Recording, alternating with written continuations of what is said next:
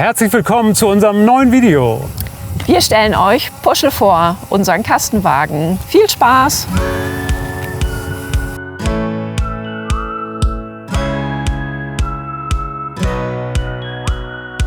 Wir sind Petra und Christoph aus Hamburg. Ein Jahr verbringen wir auf kleinstem Raum mit größtmöglicher Freiheit in unserem Pössl-Kastenwagen. Unser Weg führt uns über den Balkan, durch den Kaukasus und die zentralasiatischen Staaten entlang der Seidenstraße. Auf dieser Midlife-Reise füllen wir weiße Flecken auf unserer persönlichen Landkarte. Filling White Spots eben.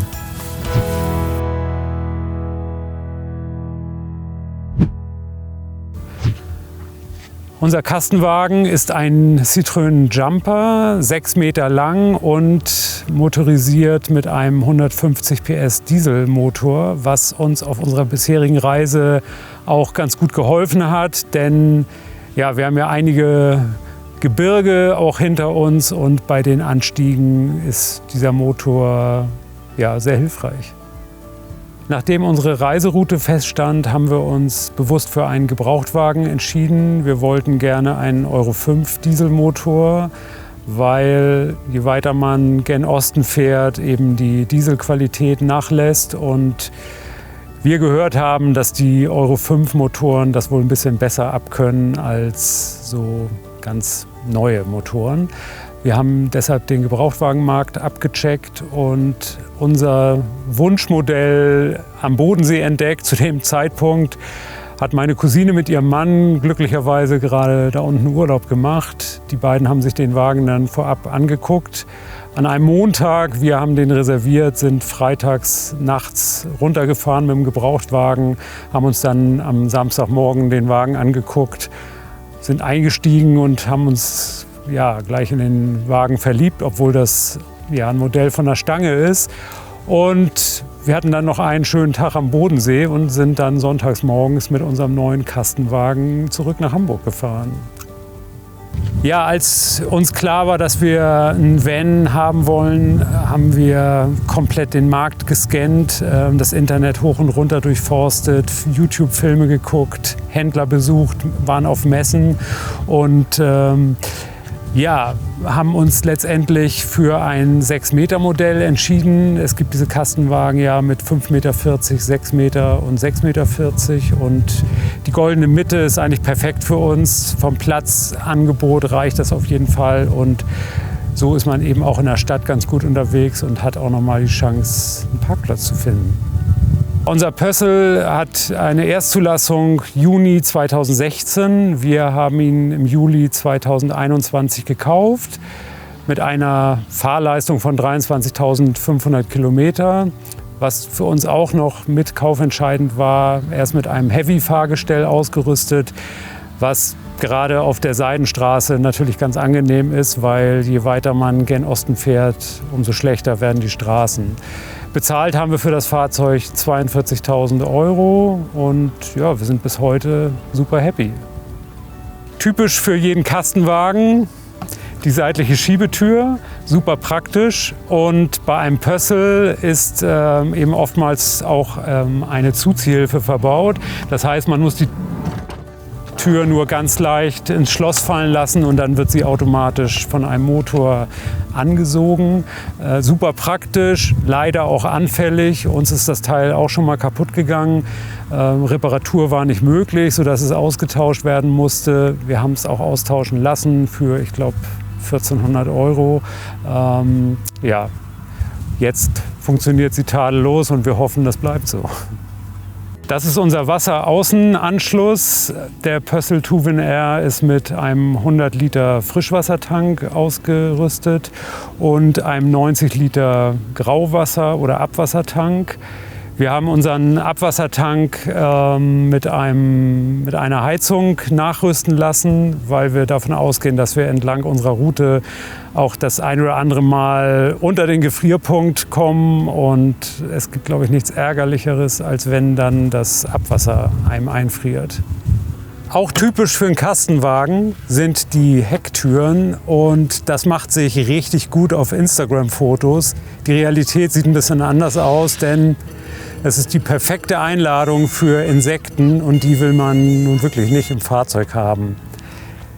Hier ist der Schrank für unsere Gasflaschen. Wir haben 2 Stück, eine davon als Tank verbaut, was super praktisch auf dieser Reise ist. Und die Heckgarage insgesamt ist natürlich so ein perfekter Stauraum für allerlei Dinge, die man auf so einer Reise dabei haben möchte.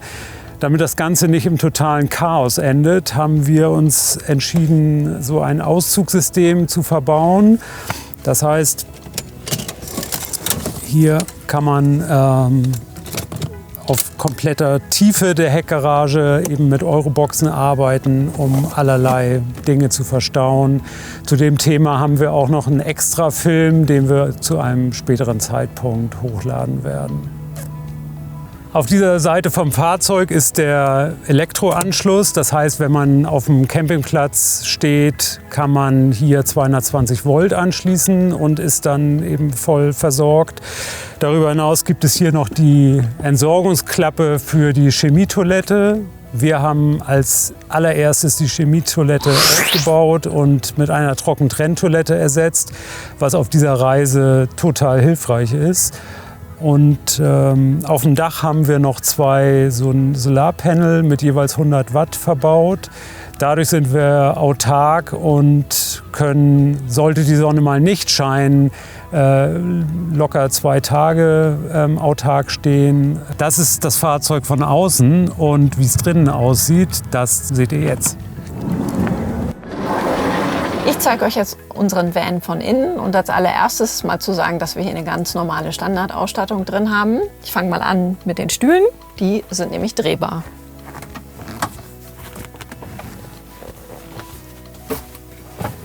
Und sehr bequem. Eins unserer wichtigsten Staufächer ist das hier oben über dem Cockpit. Da haben wir die Bettwäsche drin, die Handtücher, dicke Jacken. Und im Sommer haben wir hier noch ein Fliegengitter.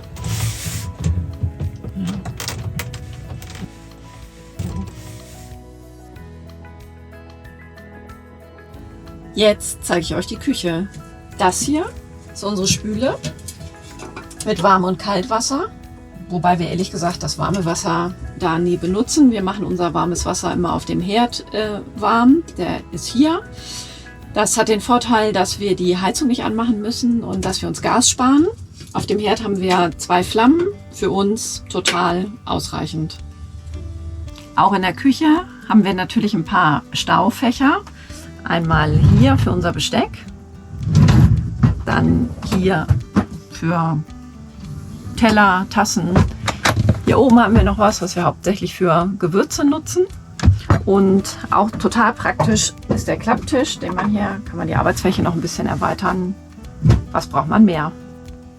Ganz wichtig, die Druckknöpfe vor der Fahrt immer verriegeln. Hier oben ist das leider nicht möglich, deswegen muss man sich gut überlegen, was man da reinpackt. Während der Fahrt fällt eigentlich immer was raus. Wir haben in der Küche auch 2-mal Steckdosen. Einmal könnt ihr hier sehen USB, beziehungsweise 2-mal. Da laden wir unsere Handys und kleinere Teile und hier oben haben wir noch eine 220 Volt Steckdose, sehr praktisch. Ein Absorberkühlschrank. Ich zeige euch jetzt mal dieses kleine Raumwunder. Hier oben haben wir noch ein Eisfach. Genau, und ja, ab 30 Grad macht er ein bisschen schlapp, aber ja, ansonsten läuft er tippitoppi. Herzlich willkommen in unserem Esszimmer. Wir haben hier einen Tisch, der ist so ein bisschen beweglich.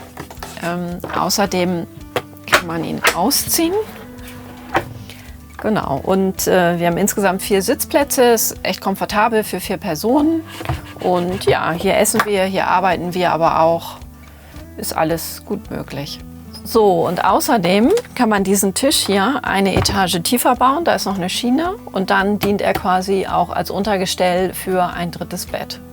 Wir haben das allerdings noch nie ausprobiert, denn als wir das letzte Mal Besuch hatten auf einem Musikfestival, haben wir hinten zu dritt gepennt. Der ganze Bus ist mit 12 Volt ausgestattet, das heißt, wir haben hier meistens so Lichtschienen, die wir an- und ausmachen können. Unterm Tisch, vielleicht auch noch ganz spannend, haben wir übrigens noch eine 220 Volt Steckdose. Hier über dem Tisch haben wir nochmal Staufächer für Lebensmittel und unter der Bank haben wir auch nochmal eine große Klappe, wo wir, ja, wie ihr seht, allerlei Gerümpel drin haben. Das R beim Two-in-R steht übrigens für Raumbad und das zeige ich euch jetzt. Jetzt kommen wir zum eigentlichen Herzstück unseres Autos, nämlich der Raumdusche. Als erstes, wenn man duschen will, nimmt man die Holzplatte raus und trara. Platte lässt sich dann perfekt verstauen, wenn man die Trittstufe rausnimmt und die Platte einfach hier hinterpackt. Wir haben von 2 Seiten Lamellentüren zum Duschen. Schließt man die, kann man übrigens auch super als Raumtrenner verwenden. Dann kommt der Duschvorhang. Den kann man hier einhängen, diesen Knöpfen. Und dann kann es eigentlich schon losgehen. Vorher nimmt man sich noch den Duschschlauch. Und der ist so lang, dass man auch mal draußen duschen kann. Das finden wir im Sommer besonders toll. Wir haben hier diverse Ablagefächer, die wir auch alle gut nutzen. Wie ihr seht, einmal da oben, einmal hier unten. Wir haben dieses Schränkchen hier und hier unten noch eins, kleines. Genau, da haben wir alle unsere Sachen verstaut. Christoph hat uns übrigens gleich zum Anfang eine Trockentrenntoilette eingebaut und die Chemietoilette rausgeworfen. Funktioniert super. Und wenn mal dicke Luft herrscht, dann kann man diese Tür hier auch wunderbar als Raumtrenner nutzen. Einer bleibt im Schlafzimmer, einer bleibt vorne. Jetzt zeige ich euch unser Schlafzimmer. Das Wichtigste an unserem Schlafzimmer ist das hier. Und wenn ihr euch jetzt fragt, was das Geheimnisvolles ist, dann zeige ich euch Folgendes. Für mich super wichtig, weil ich jeden Abend hier rauf muss, über Christoph rüber. Ich schlafe nämlich auf der hinteren Seite und die Eintrittsstufe hilft mir ungemein, um überhaupt ins Schlafzimmer zu kommen. Das hier ist unser Bett und die Maße sind 1,60 x 2 Meter. Für so Menschen von unserer Größe super, um auch quer zu schlafen. Genau, das Einzige, was wir nicht so super fanden, war die Matratze. Die haben wir nach dem ersten Urlaub gleich getauscht, weil wir leichte Rückenprobleme hatten. Und wir sind dann in Hamburg zum Bootsausstatter gefahren, ist ja sehr naheliegend, und haben uns da eine super Matratze machen lassen. Mittlerweile haben wir die sogar auch zu Hause in unserem Bett. So, und hier oben im Schlafzimmer haben wir nochmal Schränke. Das sind unsere Kleiderschränke. Ich zeige euch jetzt mal, wie das von innen aussieht. Genau, also zumindest bei mir, weil bei Christoph sieht das dann so aus. Kann man auch haben. Den hier nutzen wir hauptsächlich für Büromittel oder Bücher und solche Sachen. So, und jetzt zeige ich euch noch ein wahres Raumwunder. Unser Kleiderschrank unter dem Kühlschrank. Genau, wie ihr seht, hauptsächlich für Jacken und größere Sachen, die wir da untergebracht haben, ist super. Und zwischen Badezimmer und Schlafzimmer gibt es noch dieses folgende kleine Geheimfach. Das nutzen wir zumindest für unsere Schmutzwäsche. Super Stauraum. Und wenn wir mal ungestört sein wollen, dann können wir natürlich unser Schlafzimmer auch abdunkeln. Und gleichzeitig kann man die aber auch als Fliegengitter benutzen. Wir hoffen, unsere Roomtour hat euch gefallen. Falls ihr noch Fragen habt zum Fahrzeug, schreibt sie gerne in die Kommentare.